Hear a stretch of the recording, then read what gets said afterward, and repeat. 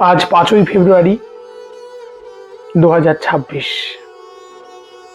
এই 5ই ফেব্রুয়ারিটা এবছর আমার কাছে খুব গুরুত্বপূর্ণ আর পুরো অন্যরকম।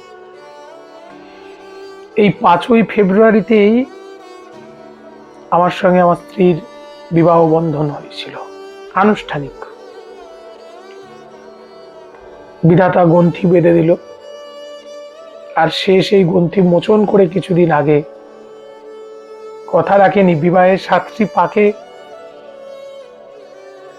সপ্তপদী গমনের মধ্য দিয়ে সপ্ত ঋষিকে সাক্ষী রেখে একে অপরকে কথা দেয় পরস্পরের প্রতি দায়িত্ব পালন করবে। কিন্তু বিশ্বাস করুন, সে খুব স্বার্থপর, কথা রাখেনি। কদিন আগে চলে গেছে।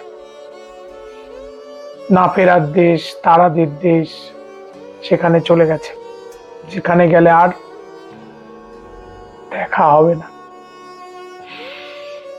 এখন কথা হচ্ছে যে তার চলে যাওয়ার পর এই যে জীবন, কষ্ট আছে, মায়ার জগৎ, মায়াময় জগৎ। আমি সত্যটা জানি যে মানুষের মৃত্যু স্বাভাবিক। ভগবান বুদ্ধদেব যেমন করে বলেছিলেন, এক মা গিয়ে তার সন্তান হারিয়ে বলেছিলেন যে আমাকে আমার ছেলের প্রাণ ফিরিয়ে দাও। বুদ্ধদেব বলেছিলেন, এক বাড়ি থেকে একটা সর্ষে নিয়ে এসো যে বাড়িতে মৃত্যু আসেনি। তো সেখানে মা পারেননি, অবশেষে জানলেন মৃত্যু স্বাভাবিক। তা আমি বলছি যে মৃত্যু তো স্বাভাবিক, কিন্তু মনে রাখুন, যখন অসময়ে আসে, এই যে আমার একটা ছোট বাচ্চা তাকে ছেড়ে চলে গেল। আমি বর্তমানে খুব অসহায় অবস্থার মধ্যে দিয়ে কালাতিপাত করছি, অনেক অভিযোগ, এমনকি অনেক অবহেলার মধ্য দিয়ে কালাতিপাত করছি। আমাকে অনেক সময় অনাহারে কাটাতে হচ্ছে। আসলে মেয়েরাই হচ্ছে মায়ের জাত। যে সংসারে মেয়ে থাকে না, সে সংসার শ্রীহীন, সৌন্দর্যহীন হয়ে যায়। আমি আমার জীবন অভিজ্ঞতা থেকে বলছি, যে সমস্ত স্বামী স্ত্রী নিজেদের মধ্যে সামান্য কারণে ঝগড়াঝাটি করেন, ইগো লড়াই করেন, সংসার ভাঙতে চান, তাদের জন্য বলছি, হাত জোর করছি, এই যে দেখুন, আমাকে দেখুন, আমি আজকে জীবনে যা হারিয়েছি, আমি হারিয়েছি। শরীরে কষ্ট হচ্ছে, নানা রকম রোগ ভোগ আক্রমণ হচ্ছে, আমি ঠিক করে অন্ন পাই না, মানসিক স্বস্তি হারাচ্ছি। এগুলো কিন্তু সব এই যে প্রিয়জন হারানোর ফল। আমরা রাগ করি, ঝগড়া করি, প্রত্যেকে মিটিয়ে নেবেন, সাংসারিক দ্বন্দ্বগুলো মিটিয়ে নেবেন। আপনারা জানলে অবাক হবেন যে স্বামী স্ত্রী একে অপরের শক্তি, একে অপরের পরিপূরক। এই বন্ধন যদি ছিন্ন হয়, জীবন শক্তি কমে যায়। আপনারা জানেন আমার স্ত্রী চলে যাওয়ার পর আমাকে কতটা যন্ত্রণা ফেস করতে হয়েছে। স্ত্রী চলে গেছে, স্বামীর দুঃখ হয়েছে, শুধু এটুকু নয়, আমার তার সঙ্গে অনেক যন্ত্রণা। আমি গল্প করেছিলাম আপনাদের যে আমার একটি 2500 স্কোয়ার ফিটের বাড়ি আছে। সেই বাড়িটিকে হাতিয়ে নেওয়ার চেষ্টা করা হচ্ছে এখনো। আমি যেহেতু অসহায়, এখন আমার পাশে কেউ নেই, আমার পক্ষে কেউ নেই। এখন সেইগুলোর জন্য কিন্তু আমার চেষ্টা করা হচ্ছে। আপনারা জানেন যে আমার মেয়েকে এখনো পর্যন্ত, আমার যে ঘটনা আপনারা জানলে অবাক হয়ে যাবেন, আমার স্ত্রী যখন অসুস্থ হয়ে পড়েছে, আমার মেয়েটাকে দুবেলা দুমুঠো খাওয়ানোর জন্য আমি আমার নিজের সহোদরা, আমার বোন, আমার ভগিনী, তার বাড়িতে নিয়ে গেছিলাম। আমাকে শুনতে হয়েছিল 1 ঘন্টা পরে আয়, খাওয়া দাওয়া করছি।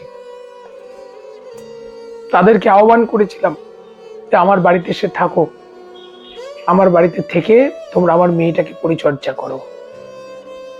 পারবো না, পারেনি। তারাই চেষ্টা করছে কি করে এখন আমার বাড়িটা তারা কবজা করতে পারে আর আমাকে এখান থেকে আউট করে দিতে পারে। তাহলে পৃথিবী কিন্তু এইরকম। পৃথিবী বড় কৃপণ, পৃথিবী বড় বেঈমান। আমার লড়াই, দেখুন, আমি বারবার বলি, যতক্ষণ আছে এখনো প্রতি মুহূর্তে শুনতে হয় যে যেহেতু আমার পিতা মাতা বেঁচে আছেন এখনো, তাদের কিছু হয়ে গেলেই হয়তো আমার উপর তারা ঝাঁপিয়ে পড়বে। আমাকে শুনতে হয় যে আমি ক্ষুধায় অন্ন পাবো না, তৃষ্ণায় জল পাবো না, আমি রাজি আছি। বিবেকানন্দ বলেছিলেন না যে সত্যের জন্য সবকিছু ত্যাগ করা যায়, কোনো কিছুর জন্য সত্যকে ত্যাগ করা যায় না। আমি সেই ন্যায়ের পথ, সত্যের পথে আছি। আমি জানি এর মধ্য দিয়েই মুক্তি আছে। এই 5ই ফেব্রুয়ারি আমার আজকে মনটা সকাল থেকে খুব খারাপ। আর কোনোদিন দেখা হবে না। এই দিনটায় কত কথা মনে পড়ে, কত স্মৃতি মনে পড়ে।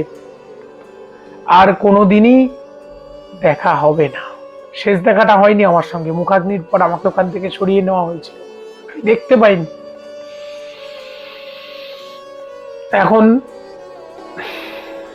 বাকি যে জীবন, জানি না আর কতদিন। হয়তো আবার দেখা হবে, হয়তো আবার সেই দিনের শেষে তার সাথে দেখা হবে। আমি একটা কথাই বলি যে স্বামী স্ত্রী একে অপরের অবলম্বন, প্রত্যেকে সেই অবলম্বনকে নষ্ট করবেন না। স্বামী স্ত্রী মাত্রই ঝগড়াঝাটি হবে, অশান্তি হবে, নিজের অ্যাডজাস্ট করে মিটিয়ে নেবেন, দীর্ঘায়িত করবেন না, ঠিক আছে? আর আমার কষ্টগুলো ব্যক্তিগত রইল, আমার কষ্ট আমার। আজকে অন্যের জন্য অন্যের উপর আমি কৃপা প্রার্থী হয়ে গেছি। আমার এই যন্ত্রণা আপনারা সবাই ভগবানের কাছে প্রার্থনা করবেন, তিনি মঞ্জুর করুন, আমি যেন ঈশ্বরের পথে থেকে তারই চরণে আশ্রয় লাভ করতে পারি, আর এই কষ্টের থেকে মুক্ত পেতে পারি। যারা দেখুন, একটা মানুষ মারা গেছে আর একদল মানুষ বাড়ি ঘর সম্পত্তি নিয়ে বাটোয়ারা করতে বসেছে। এই যেন সেই যীশু খ্রিস্টকে ক্রুশবিদ্ধ করে দেওয়ার পর তার জামা কাপড়গুলো ভাগ করছিল ইহুদি সৈন্যরা, ঠিক তেমন। তাহলে এই মনুষ্যত্ব সবার মধ্যে নেই। আমি বলছি তো যে মানুষ সবাই নয়, তো তারা তাদের মানসিকতা নিয়ে থাকুক। আমি চলি সমুখ পানে। এখন দেখুন, এই ধন দৌলত টাকা পয়সা এগুলো আমাদের কোনো কাজে লাগে না, জীবনে চলার পথে সহায়ক। যার কাছে চাকরি নেই সে ভাবছে একটা চাকরি চাই, যার কাছে টাকা নেই সে ভাবছে একটা টাকা, আমার অনেক অনেক টাকা চাই। আমার কাছে কোনো কিছুর অভাব নেই, কিন্তু তারপরেও দেখুন আমার মনের এই তীব্র যন্ত্রণা আছে। আমার সন্তান নিজের বাড়ি থাকা সত্ত্বেও অপরের বাড়িতে আছে। আমার আত্মীয় পরিজনেরা, আপনজন আমার সেভাবে তো কেউ নেই। আমার খুব নিকটজন, তারা কি করছে আমার সঙ্গে বললাম। তাহলে এগুলো দিয়ে জীবন যায় না। তার মধ্য দিয়ে জীবনে পাওয়া কি? আপনি যদি সঠিক পথে চলেন কি হবে? 2 হারাবে 4 পাইবে।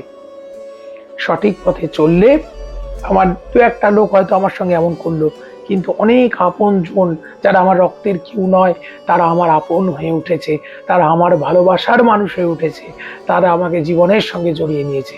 এই হচ্ছে ঈশ্বরের আশীর্বাদ, জীবনের প্রাপ্তি, জীবনের শান্তি, ঠিক আছে? কথাগুলো কি যদি কাজে লাগে, প্রত্যেকে শেয়ার, লাইক, সাবস্ক্রাইব করে সঙ্গে থাকবেন।